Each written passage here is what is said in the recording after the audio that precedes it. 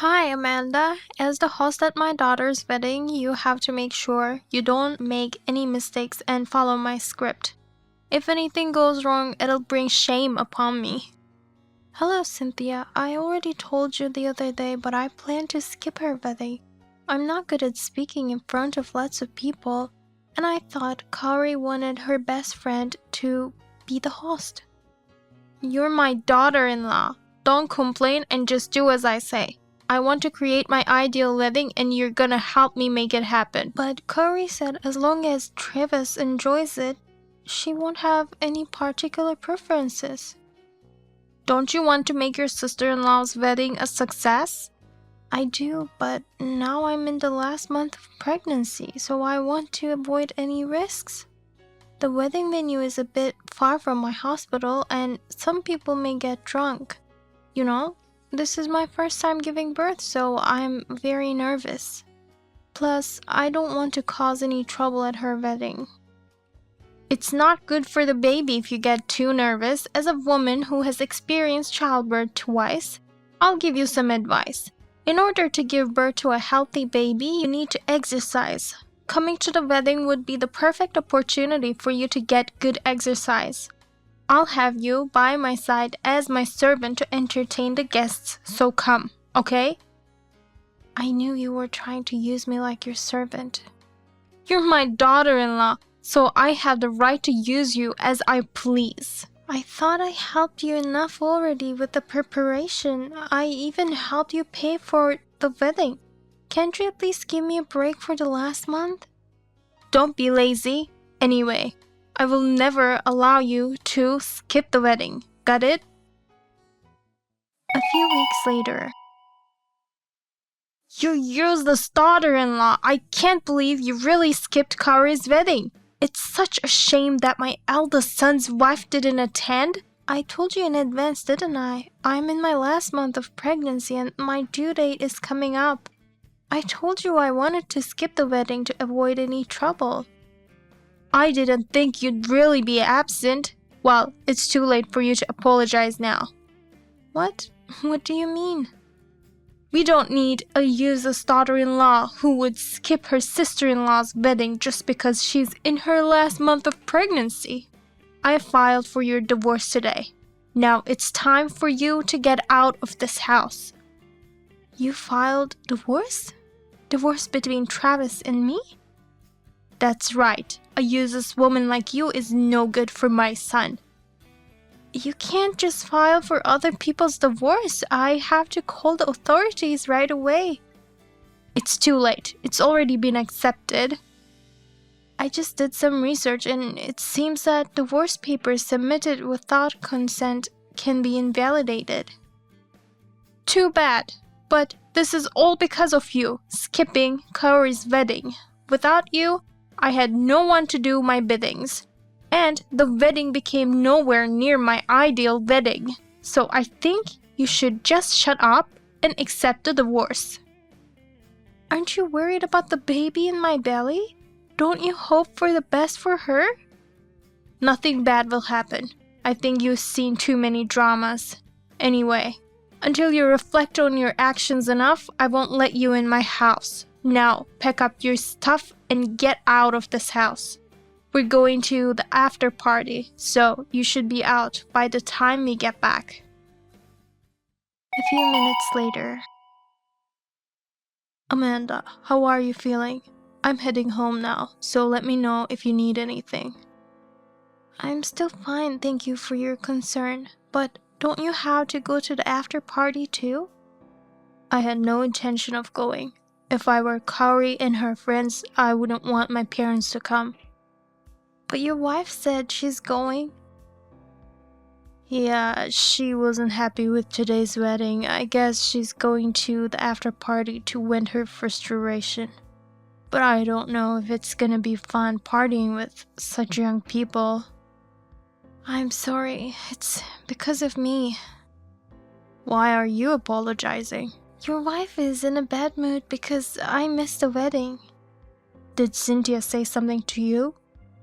Yes, that a useless wife who misses her sister-in-law's wedding should get out of the house. What? I'm sorry, Amanda. No, you've done nothing wrong. What the hell is Cynthia doing? You're in the last month of pregnancy.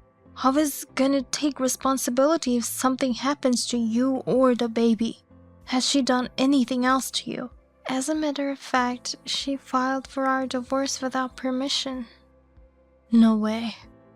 I'm going to call the authorities tomorrow and ask them to take it down, but I was surprised she'd go that far.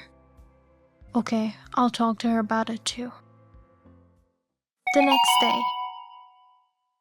You tipped off my husband. He got mad at me because of you. It's the daughter-in-law's duty to accept the mother-in-law's words without telling others about it. Shame on you. I've done nothing wrong. You know, I'm in the last month of pregnancy and still you try to kick me out. Your actions have gone too far. I don't care what you think. A daughter-in-law who won't even listen to her mother-in-law needs this much of a punishment. Enough is enough. You may dislike me and that's totally fine, but I have a child in my belly now. How could you kick me out of the house or file for divorce when I'm in such a condition? How can you be so cruel? This is my first childbirth. I'm worried every day if I'll be able to give birth safely. Please don't disturb me anymore. You're so annoying. This house you're living in now is ours. You should be grateful that you get to live in such a fine house. You really don't care what happens to me or the baby. What I want is a lovely daughter-in-law who is obedient. I don't want a rebellious wife like you. I understand, then I have my thoughts too. I'm sure it's not something that will trouble me. You'd better be prepared. I have nothing to be afraid of. Try to trouble me if you can. A few hours later. Hey, Greg, I can't get in the house. What's happening here? The key doesn't fit. Did that useless daughter-in-law do something? Amanda has nothing to do with it. Then who did this? It's my doing. You changed the locks? Yes, I changed the locks on the house while you were out. You can't get into the house with the key you have now. Huh, why would you do that? I can't get into the house with this. I'd understand if you're trying to get rid of that useless woman, but why would you lock me out of our house? You told Amanda to get out of this house. So what? Amanda will never leave the house. We're the ones who have to leave. What do you mean? We built that house. So why are you saying that as if it belongs to Amanda? In fact, it's Amanda's house.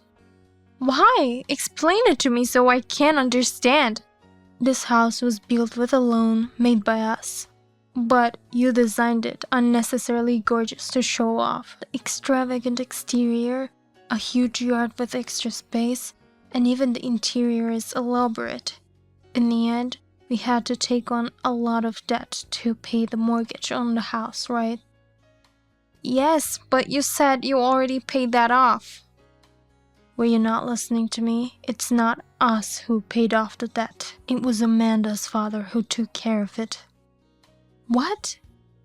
Amanda's father made a proposal to pay off the rest of the debt, saying he was grateful that his daughter could live in such a nice house in an ideal location. Amanda seemed to have told him how much he liked our house. His only condition was to change the house owner to his daughter. We were planning to give this house to our son and his wife eventually, so I agreed. That's why the house is hers. You never told me about that. Why did you agree to that without asking me? I did tell you, but you only heard the part where it would be free of debt. You said I could do anything as long as the debt would be paid off.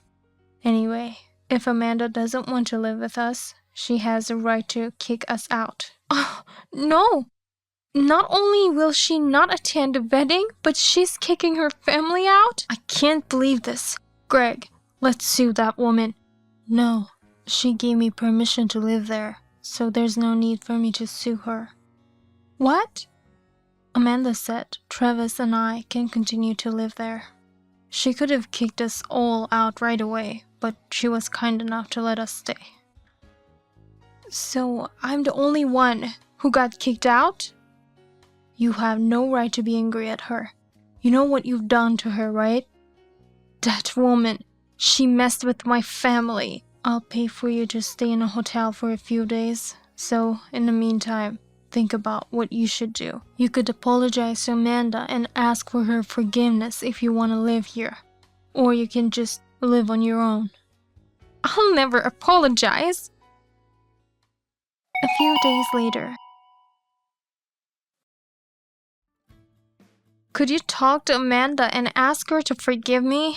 If you ask her, I'm sure she will forgive me. I told you, didn't I? If you want to come back to this house again, apologize to Amanda. Well, it's up to her whether she forgives you or not. You're just taking her side because she's young. Did she seduce you to gain more allies? No wonder you're so nice to that woman. Stop saying such rude things. I just don't approve of your behavior, that's all. Don't blame Amanda for everything. If it wasn't her fault, whose fault is it? Don't you get it? You brought this whole thing on yourself, didn't you? I'm fed up with your pretentiousness. At Kara's wedding, you ignored the bride's wishes and forced your own ideals on her. As a result, the wedding cost became too much for us to afford, and you had Amanda to support you. It's the same with the house. I told you we should build a house that suits our needs, nothing more. But you went and talked to the builders on your own, and the budget increased. The result is that debt.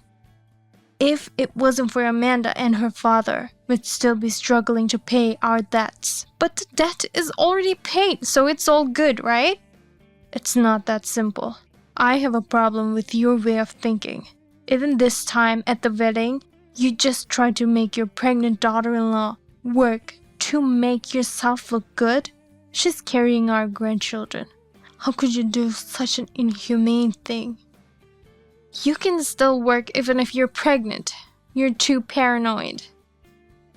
I guess there's nothing I can say to change your thoughts, but I'll tell you this much. It's not Amanda and our son who should file for divorce. It's us. You're kidding. I'm tired of dealing with you. You won't listen to me at all. Besides, I don't want a wife who commits crimes. Crime? What are you talking about? I assume you didn't know, but filing divorce papers for others without their permission is a crime of forgery. Amanda decided to file a police report against you. I'm her family, and yet how can she do that? Doesn't she have a human heart? You're the one who has no human heart. Besides, if you get divorced, she'll cut ties with you and you won't be her family anymore. So no problem about that. Well, then I'll call you when I have the divorce papers ready. In the meantime, you just sit tight and stay at that hotel. I didn't commit any crime. Listen, Greg, hey! A few hours later.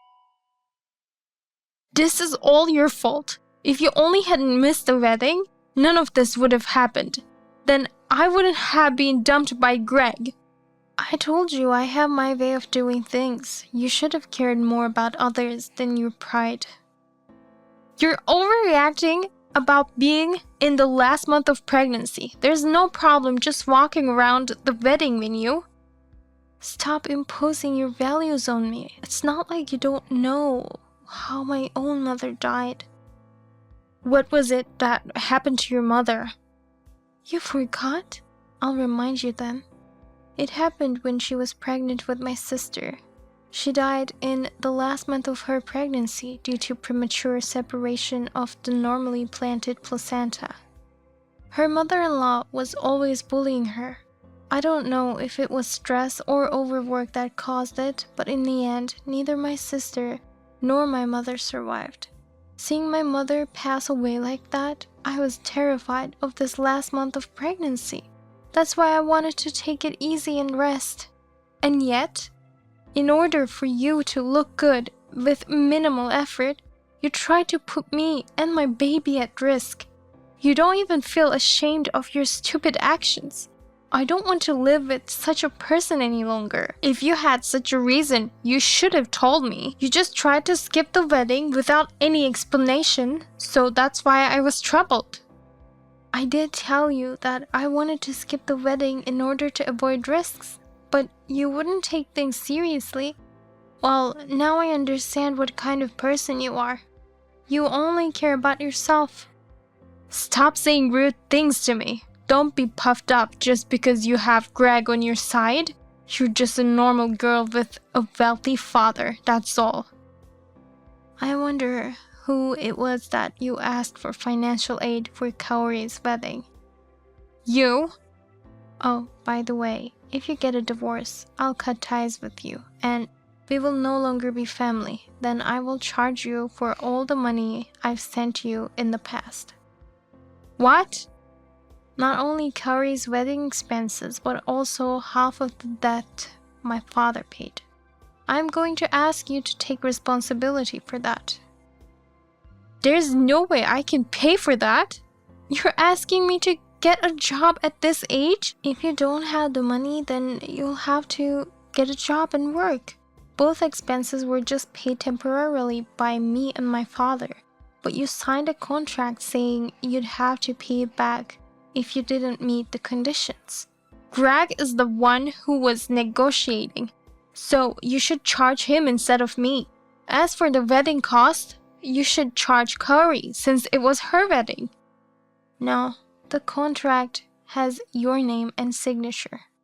It's only right to charge you for them. You may have not read it thoroughly, but both my father's contract and mine says you'll have to pay back the money if I ever cut ties with you. Oh, no. What should I do? There's no way I can pay that much money. If you work like crazy, I'm sure you'll be able to manage. My life from now on will be only to pay off my debts. That's what you get for putting your pride first. Please, Amanda, help me. I've tried to compromise enough, but it was you who rejected me. Oh, no. We don't need a person with no common sense in our family. I'll pay for the wedding expenses, so please don't charge me for the debt. Please, Amanda. A few hours later. I got text from your wife a while ago. I told her what we were planning to do. I knew she'd contact you. I'm sorry to trouble you to the end. Not at all. I knew I had Travis and you on my side, so I was able to muster up the courage. I even feel a little better now that I've had a chance to vent all my anger. And actually, I reflected a bit on my own actions. There's nothing for you to reflect on, is there, Amanda? I just thought maybe I was being a little too cautious. I mean, it's my first baby, and I have some trauma with my mother's death. But I have to be more confident about giving birth, or else my baby will be worried, thinking I'm an unreliable mother. I think you will be a good mother. You've been putting so much thought into your child even before the baby is born. Thank you, Greg. I'm sure you'll be a great grandpa for the baby too. After my in-laws divorced, she asked me for an out-of-court settlement. I decided to accept the settlement on the advice of my lawyer, but her debts increased even more. And yet, I hear she's still unemployed. She was recently seen hanging around a consumer loan office. So I hope she just decides to get a job instead of drowning into further debts. As for myself, my delivery went off with no problems. When the contractions came, I thought of my mother and became anxious. But the moment I saw the baby's face, everything blew away. I feel like I finally overcame years of trauma. Recently, my husband and I have been discussing when to have our second child. Thank you for watching to the end. If you enjoyed this video, please give us a thumbs up. Otherwise, please let us know what you think in the comment section below. Please subscribe to our channel. Your ratings and comments will help us in the future. We also have many other inspirational videos. Please take a look at the videos on our channel. See you in the next video.